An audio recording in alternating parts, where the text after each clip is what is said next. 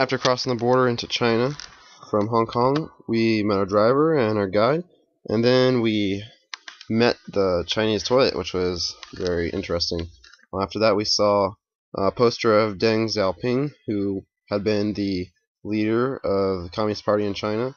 He was pretty popular with Chinese people and pretty famous because for the past 30 years he had done a lot to reform the economy there. He had done a lot to raise the standard of living for the Chinese people, and he's often credited for creating China into one of the fastest growing economies in the world, mostly because he opened it up to foreign investment and other things like that and put it in the direction of a market economy.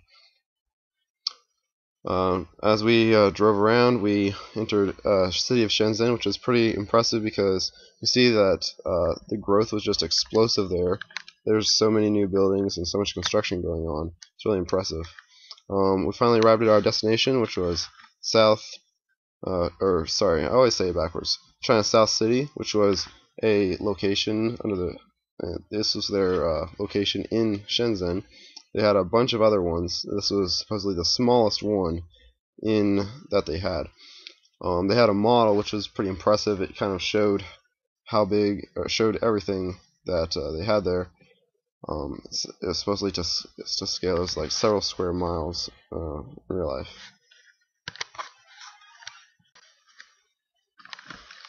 As we drove around the huge China South City trade center, there was a lot of honking and beeping going on in pretty much every direction, and they had some general road rules, but it was a lot more hectic than here, kind of like driving in some place like New Jersey, but worse. At least no one was giving you the bird, right? So we drove around, and a lot of bulk stuff you can buy and stuff, but it was something that was interesting. Dr. Russell told me that it was this generation basically where vehicle driving and vehicle ownership was a new thing, and so it was kind of like the evolution of road rules going on as we spoke. So it was kind of cool. We visited several different buildings, which was pretty interesting. As we walked around, we saw a lot of stuff that was pretty cool. Not all of it was necessarily like cheaper. I found a shoe store, Puma shoe store, and I found the exact pair of shoes that I had bought in the U.S. like a couple weeks ago. I bought them for $60, and after converting the price, it was like $85 here. So that's an import for them, I guess. But not everything was necessarily cheaper. So being in Asia, we all decided that in some of our pictures we would throw in the peace sign, right? Because that's popular over there.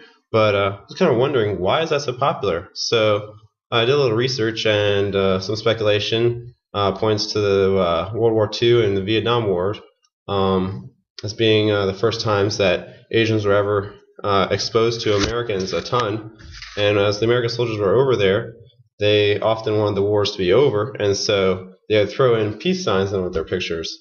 And during that, they would like make friends with like different children and different people in the villages, and they would take pictures with them, which was a new thing for the children and the people of those villages. And so they began to associate the peace symbol with the picture-taking process. And over time, it just kind of became a cultural habit that was pretty widespread, kind of like saying cheese when you take a picture. So, I don't know, I found that really interesting. Before proceeding to the city of Guangzhou, we stopped at Best Systems HK Limited, which is basically a factory that manufactures things like cell phones and other little electronic appliances that are sold. They have a factory, and they have living places where students and other people live, and then they work at the factory and often go to school as well. So that was kind of interesting. Before we left, though, it started to rain. That's when it got interesting. It's raining now. You see that the water is crazy. Look at all that rain.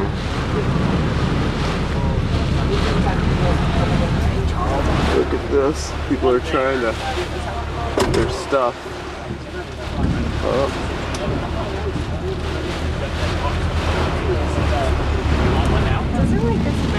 Go back there too. Is that Whoa. Look at that. There's stuff in the middle of the road. It's pretty awesome. That's too cool. Go, man, go! Oh yeah. Take your stuff. Power lines? Look at that. There's stuff in the middle of the road. We're driving through this stuff. Oh, poor lady. Dang. I'm gonna help her.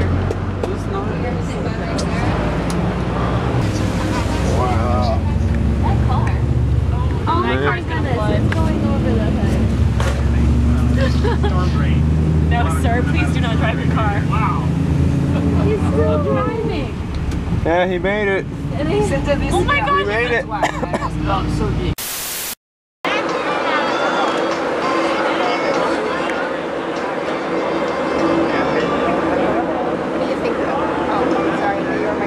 It's okay.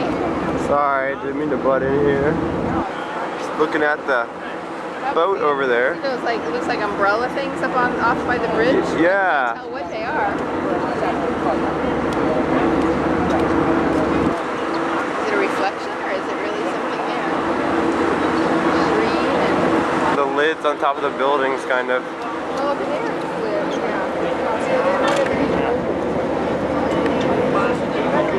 Look at the seaweed. Yeah. Is that seaweed down there?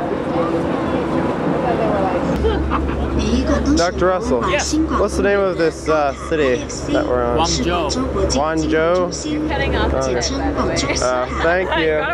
You lost your head. I've Sorry. lost my head. That's happened a long time ago, actually. In your line of work, I'm not surprised. What a.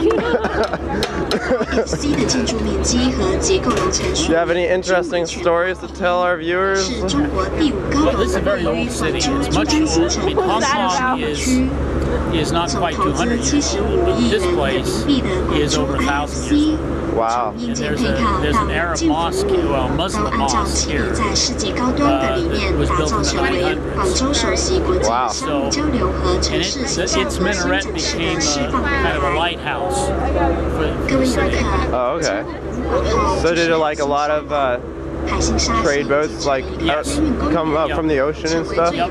Wow. And because this is where the Pearl River forms and flows out to the sea. And so it was easy to ship products from the hinterland, from inland China, bring things from here and vice versa. So a natural trade So natural export point.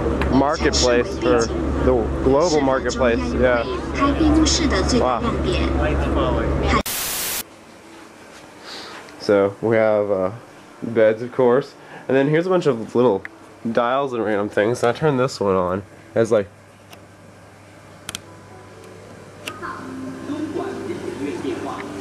the radio playing or something. So it's just pretty random. Change the radio to different musics and stuff. And then what's this? Ooh, that's cool. That light. Alright, anyway. The bed light. And then check this out. Boom. Boom. And then over there, which is the bar. There's no alcohol, it's just tea. Okay, so that's kind of fun. But check out these cool little sandals they give us, and these are the ones that I have. They're pretty awesome. I like the little dragon. I'm gonna keep them. They're pretty cool. I think they're for keeping anyway. Mini mirror. And then this is really cool. I really like this little painting right here. It looks really awesome. And check it out, jasmine tea. Yeah, I love jasmine tea, at least. So it's pretty cool. Over here, well, you can't really see anything over here, can you? It's dark. means that I need to turn the passage light on. Oh yeah. Passage light. Going somewhere. We had to, like, for 5 minutes we were trying to figure out how to turn all the lights on in here. Apparently you have to slide that card in there and leave it in there. So this just kind of works to make sure you don't leave the lights on, I guess, when you leave. Please put Jade on. This hotel's pretty cool. It actually has like 550 rooms or something. We were reading in here. It has like 550 rooms. And to like 1,100 people, I guess. We're gonna go up to 39th floor in the morning and get some breakfast. So, and we're actually gonna be having pancakes and the like. It's gonna be pretty fantastic. Pretty fantastic. Kristen's excited about eating pancakes. She's been wanting to eat pancakes ever since she found out that on the flight to Borneo she could have pancakes. And now she found out that we're gonna have pancakes in the morning, so she's really excited. Woohoo, pancakes! They're pretty tasty though. I want some pancakes. I like the music. It's inspiring. I don't know if you can hear it. Maybe now you can hear it.